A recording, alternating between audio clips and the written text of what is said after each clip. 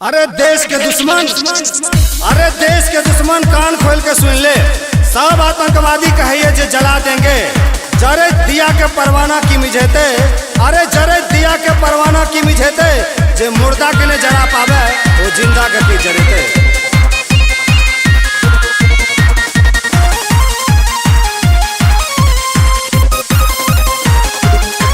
हमरा दिल के जुनून खोले रग रग के खून, भारत माता की जय।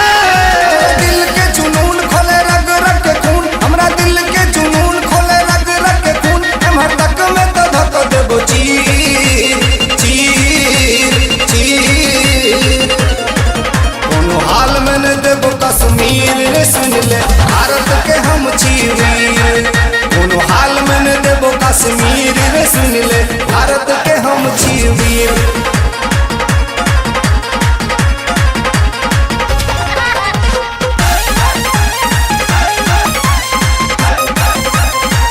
भारत माता की जय।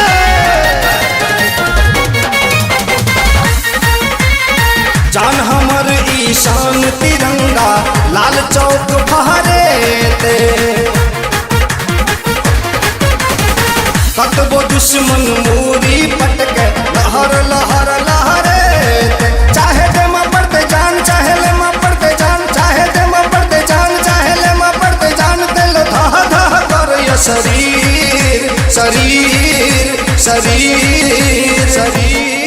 कोनो हाल में न देबो कश्मीर रे सुन ले, भारत के हम चीर। कोनो हाल में न देबो कश्मीर रे सुन ले, भारत के हम चीर। भारत माता की जय।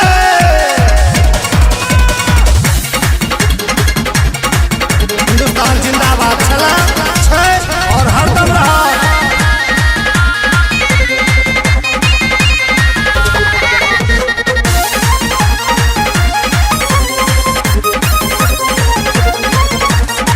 कश्मीर जिगर के टुकड़ा भारत के ईशान छे।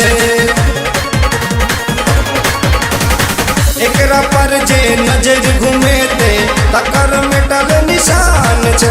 हम छी भारत के लाल दुश्मन ले छिकाल, हम छी भारत के लाल दुश्मन ले छिकाल। कर देबे हम सब जंजीर जंजीर जंजीर। कोनो हाल में न देबो कश्मीर रे सुन ले, भारत के हम चीर। कोनो हाल में न देबो कश्मीर रे सुन ले, भारत के हम चीर। हमरा दिल के जुनून खोले रग रग के खून, भारत माता की जय। हमरा दिल के जुनून खोले रग रग के खून, हमरा दिल के जुनून खोले रग रग के खून। एम्हर तक में तो धक देबो चीर चीर चीर। कोनो हाल में न देबो कश्मीर रे सुन ले, भारत के हम चीर।